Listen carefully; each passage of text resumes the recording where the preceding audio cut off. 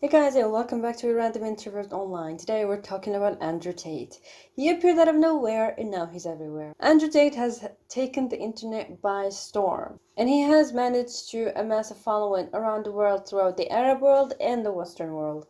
So much so that Muslim people started speculating he might be the Messiah. But before we dive into who he is, I would like to tell you a story. I have a friend who's Canadian. I met him a while ago on the internet and we got along okay, but I always felt argumentative towards him. I was always talking to him as if he knew nothing, as if I always had the feeling that he was talking down on women. However, I noticed that even though he had an awful way of speaking about women, he always checked up on me when I was sick, when I was not okay, when something was not right. And so I was like, okay, maybe next time this person checks up on me, I'm gonna maybe listen to what they have to say and not how they say it.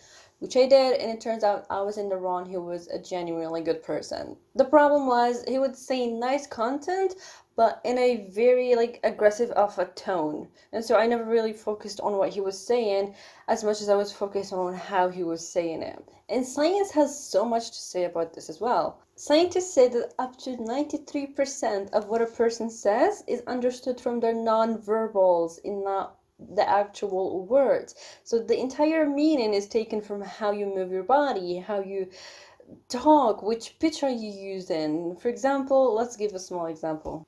You have such a beautiful smile today. What an awful person. And so these statements are not matching the tone. However, you are more obliged to follow my tone of voice rather than my content. The words only have 7% importance in a conversation. So maybe that's what's going on with Andrew Tate. He's just misunderstood. How are women allowed to drive? You cheated, you cheated.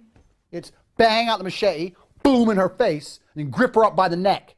Like, shut up, bitch! My chick said, I want to do OnlyFans. I'm like, all right, then cool, go do it. How much you made? 10 grand. All right, give me 8. All right. You're my woman, you're doing OnlyFans. You're selling my product. What the fuck? Happiness. I hate happy children.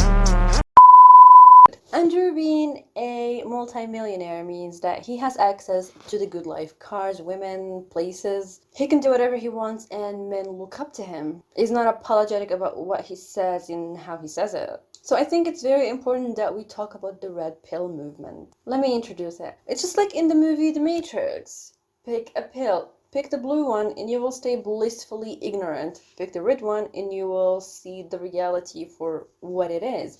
The ugliness and the horrible things that happen behind the scene. And in our case, real life, the red pill is actually money because it opens your eyes to everything. It amplifies everything. Like everything is under a lens because you can get more of everything. So both the ugly and the beautiful and also the abstract, everything is going to be very clear for you. So also things such as love, loyalty, and benefit, all these things will be crystal clear because there's no loyalty once you have money. It's really hard to find people that are loyal to you. And so things are based more on benefit. What do I get from it more than the actual just trusting that the person would be loyal to you. That's why you find these men that are, super rich. They have multiple girls living with them. Like, why can't they just live away like a normal couple? But instead, they all live together because the girls are getting something and the guys are also getting something from it. However, to keep this status and to keep, the halo that you're actually a part of to keep the stamp that you're actually still under the movement, there's so many conditions. You do not get married, you enjoy the good life. However, for all the men that practice this, then go to getting married, well, they have to walk on the plank. Because they also have an audience to keep entertained of, let's call them beta males, who in turn look up to that lifestyle. So don't fall for a woman's trap because that's how you lose it. But there's actually more pills, but I'm not going into that. So that's why you see young adult boys trying to buy all these, fake low cost objects, knockoffs so they can flex. Low budget flexing, like they're surrounded with women, pretty or ugly. You still don't have money to be picky enough like that. But certainly these men from our modern time are not the pioneers for this movement. You also find that a long time ago back in the Ottoman Empire that the Sultan would keep so many women in his castle for his physical service. And in turn, those women would get education, food, nice clothes, just for being pretty. On a moral level, Andrew Tate is a man who understands the importance of morality. He looks into the outline and the structure of society and how it works and how it's supposed to work, and he has a lot to say about it.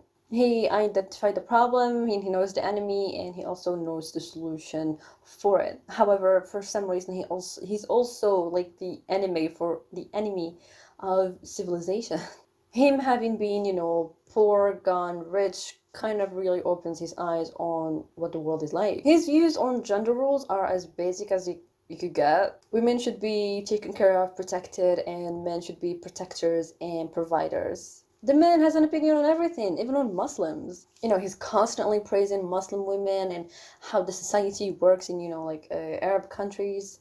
So I would guess I'm an Orthodox Christian, but if I had to bet on one religion as if I were betting on the stock market for the future, you have to bet on Islam. Also saying that Islam is the last religion to survive. In addition to him speaking to Muslim scholars once they heard all the positive things he had to say.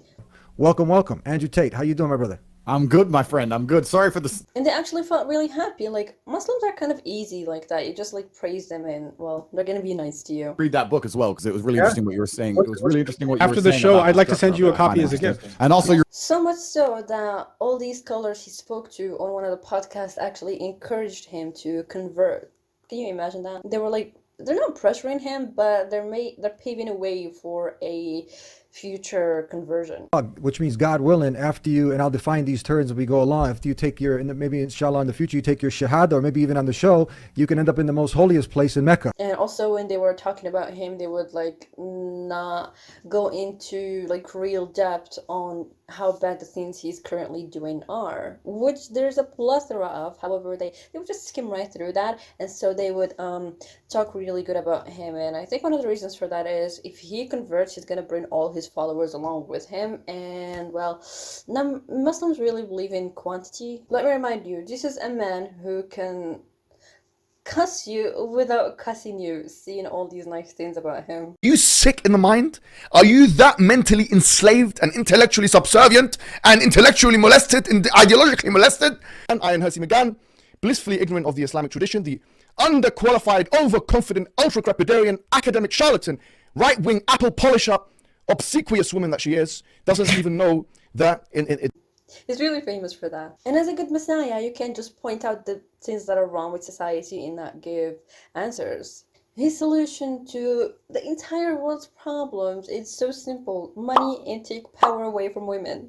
So when it comes to money, he actually found a solution on how you can do that. A solution that everybody has thought about before, which is an online school on a Discord server to help you get rich. Also, his opinions on men range from rational to illogical, as he accuses the majority of men of being cowards, scared, and losers. However, he also advocates for the importance of having a father and the important role a father plays in the house. Interestingly enough, he has this to say. But a father doesn't have to be around. The idea that a father needs to sit around like a second mother to make a child healthy is a fallacy. In fact, I'd say it's detrimental to the child. I saw my dad once a month. He was out on the streets. He was pimping, hustling. My father was a chess grandmaster. He's traveling the world playing chess.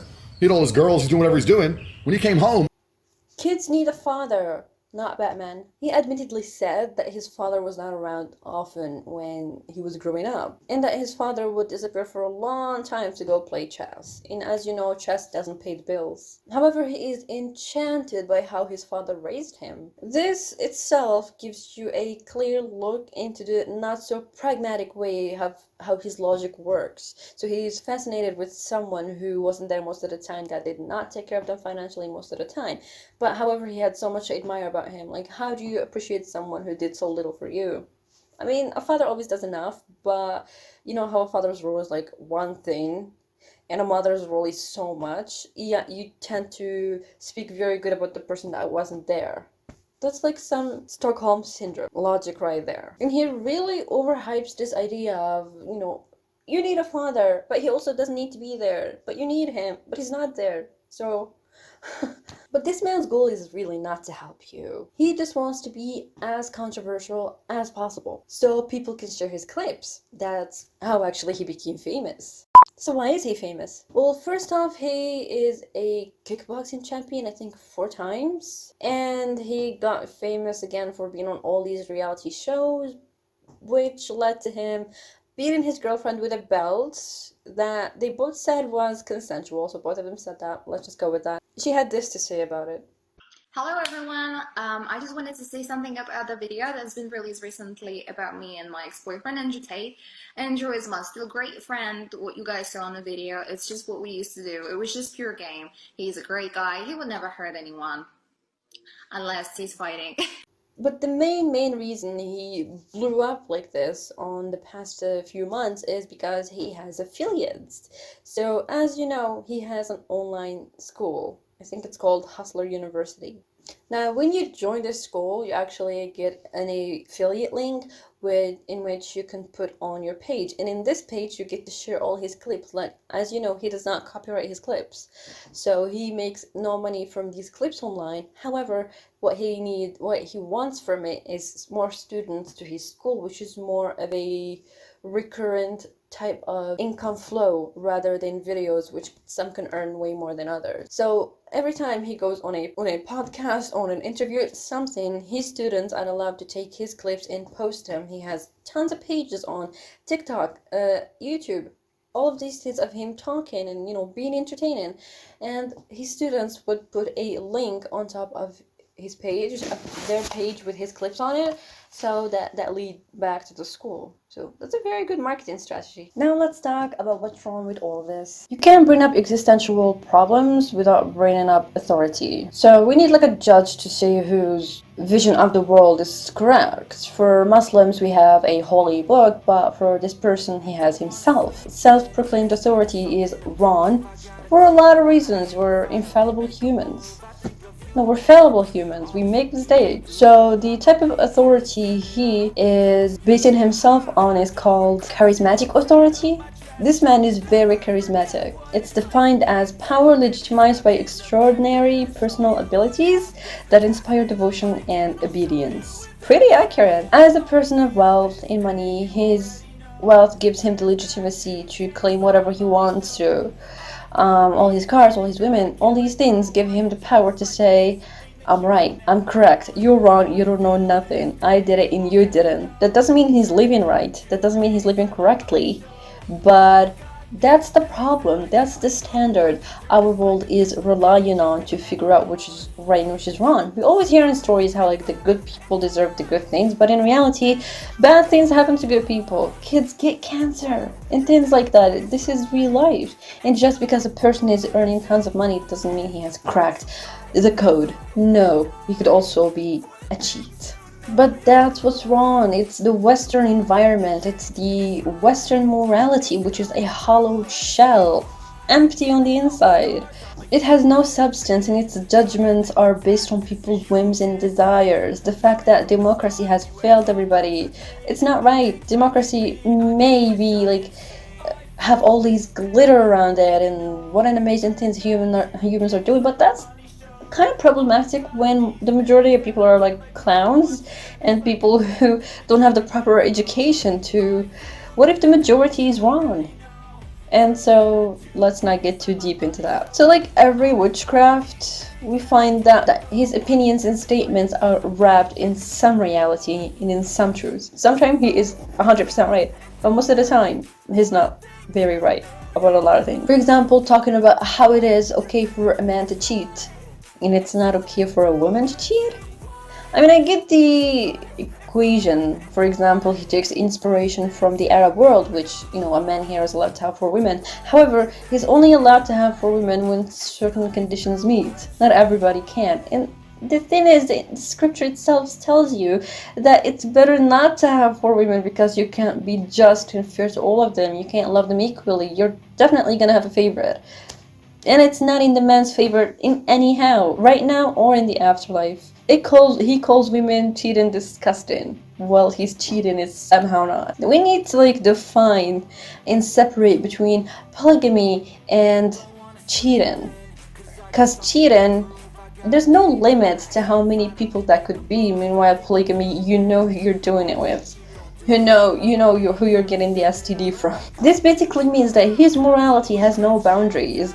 He can do whatever he wants. He can create whatever law that suits his whims and call it fact. And there's also the thing where facts and truth and universal truth, things like justice and honesty are universal truths. If you go to outer space, they still apply. Meanwhile, this person's laws are only whimsical. When you put yourself publicly like that for people to listen to you and to be inspired by you, you have to be careful about the things that you say, because, well, you are misguiding an entire generation of people that are listening to you and thinking that whatever you're saying is true. So that's on one hand.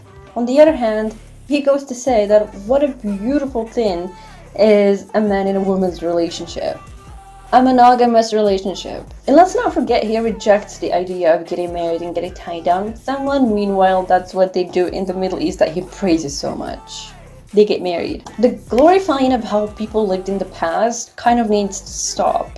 And also its romanticization. I'm not sure how to say that either. If the old systems were right and eternal, they would have stayed. Now, what stayed is the religion, but not how people actually lived. Well, times are evolving. We need to stop being so nostalgic. I mean, yeah, things were okay back then, but that also came with its own problems.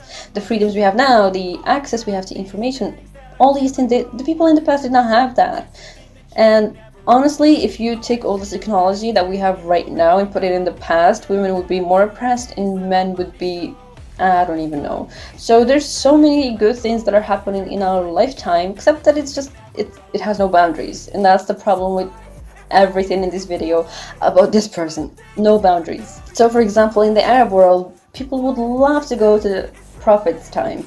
Meanwhile, in the Western world, men would love to go to a time, you know, the medieval times where they can conquer and rape everybody and not shower. Which leads us to my next point. I have a problem about him talking about Muslims. I don't want him talking about Muslims because you don't put your money in something unless you believe in it. So if you keep praising Muslims but then go and put a huge amount of money every time into the Christian church and identify as a Christian, what are you doing? What's with the mixed messages? A Muslim, right? If I had to choose a religion, I would, because I live in an Orthodox Christian country, I go to the Orthodox Christian church. I donate $20,000 a month to the church in the country I live in. The church in Romania is very powerful, and I like having church friends. So I give them a lot of money, right? So I would guess I'm an Orthodox Christian, but with men, I noticed this personally. With men, it's better to, keep an eye on their actions than to listen to their words, because there's more truth in actions than there is in words. Someone who is self-aggrandizing is willing to go above and beyond to prove their point in that they're correct. And because they're yelling and using their influence and, charisma to influence people who have none of that would actually believe that that person is correct just because they're yelling and that they're so passionate about what they're saying. That does not mean they're correct. But for someone who doesn't know, someone who has no mental barrier, they would just fall for it instantly and be like, yeah, no person would be that passionate about something unless it was true. Really? So getting yelled at is equal to the truth. But again, who decides what's true? Who decides what is the truth if the definitions of everything are constantly changing? I can have my truth and you can have your truth. And just because he has money, it doesn't mean his truth is stronger than anyone else's. Not that I even believe in having multiple truths. And him praising the Muslim community has made Muslim men actually follow him. Muslim men think that this man is their savior. You do realize that the Arab world does not suffer from the same issues that the Western world he grew up in is suffering from. A lot of the things he says is against the Sharia law anyway. And so a lot of Muslim men now, young Muslim men, are listening to him so they can get even more inspired into getting more toxic advice from him. And so now whenever they do something bad to women, oh, actually Andrew Tate said it, so it gives me the right to do it. The thing is, the bar for non-Muslim men in the Western world for masculinity is low, especially developed countries. masculinity has been broken again and again and again, and it's very limited, and anything they do, they get blamed for it and shamed for it. Why are you being a man? You're not allowed to be a man anymore. And this happens through education, institutions, mental asylums, police, in the courts giving half of what you have to a woman, just like that, which in turn makes the man not act so much as a man, so he's always in the safe, so that never happens to him. And telling little boys it's wrong to play with guns and pretend they're in the military. It's like wherever you step foot within the circle of masculinity, there's always some sort of institution or individual trying not to make you go as far as you want in it. And honestly, sometimes it is as should be, because men are very destructive. Sorry, but I see the horrible things a man can do. Men have the capacity to do atrocious things. It's no joke. However, we mustn't castrate them entirely again, because just as they have the ability to destroy, they also have the ability to build and maintain and defend. So if they stop being so tough and refuse to carry the responsibility, havoc will reign. But the thing is, feminism and institutions are attacking men in the knees. It has created a generation of men who are starving for masculinity and what being a man is. It's demonized, rejected, and shamed. So, and when a gang groups up on you to tell you that whatever you're doing is wrong, you kind of lose status and lose respect. And for men, respect is really everything. So you start to abide by what they have to say. The contrast is in Africa and in the Middle East, where men were allowed to be, the dominant. They were allowed to be masculine, so their masculinity flourished. They got to keep their beard and smell bad and fight and be aggressive. But on the extreme again, we find that women are abused and looked at as low-class citizens in society, but not inside the house. Those are two different things. So, but inside the house, they protected the women and they were their first line of defense and also honored them. Men in these societies do their best to differentiate themselves from women as much as possible in terms of looks, behavior, energy, so they're reliable and they can carry the burden and don't ask you to pay for things because they know we're not equal and that they have larger responsibilities. So what about the red pill movement in women only liking men for their money and looks? Well, unless you want a woman who'll give up on you as soon as you go broke, you don't want to be a part of that movement. But if you want a woman of substance and morality, then going to a bar or to a nightclub is really not where you're going to find that type of person. So men should also stop aiming for looks in women. Just saying. A woman who's willing to put everything out there is not someone who's wifey material. Some women are only in it for the ride. But that's the problem. Some men are looking for more than just one woman and living that type of lifestyle, and so who is really to blame here? Everybody. So next time you want to find a good woman, well, you can always contact me because I'm a matchmaker. But there's also the fact that you have to know where to find these women that you want them to be a ride or die for you. But again, if you subscribe to that notion of the red pill, then don't listen to my advice. Also, Muslims can do better than this. We already have role models. Stop following degenerates who will promise you hellfire. This person, Andrew Tate, also comes as a person who is very anti-establishment, anti-authority, anti-government. But for the average person, saying what he says is a very damning thing that could lead them into prison. Now, one of the things that this is just my theory, but one of the reasons he moved to Romania is he can say all the bullshit he wants about America. If you're a person working 9 to 5, just trying to get by and to have a good family, then you should not be subscribing to that notion. He is just chasing clout to get more students who will fall for his generic, overrated lessons that everybody has already done. They're just recycled. And a lot of his advices for people to become rich are scam people, lie to people, cheat people. Is that really how you want to make your money? Also, having businesses with no product, so get paid but never send the product. I mean, of course, if you make a product and sell it, that costs money. So hey, just sell an imaginary product, eh? Let's not forget that this man is a conspiracy theorist, meaning that he unsubscribes from the truth in what's real and what most people believe in. Some of the things that he says are mental asylum / prison worthy. And maybe that's why he travels from country to country to just, avoid consequences. Finally, let's talk about his program to teach you how to be as rich as he is. Many people on YouTube joined his program, and guess what? It's a hoax. This is a man who went on a live podcast and admitted that his first business venture was a scam, targeting lonely, ugly men for their money.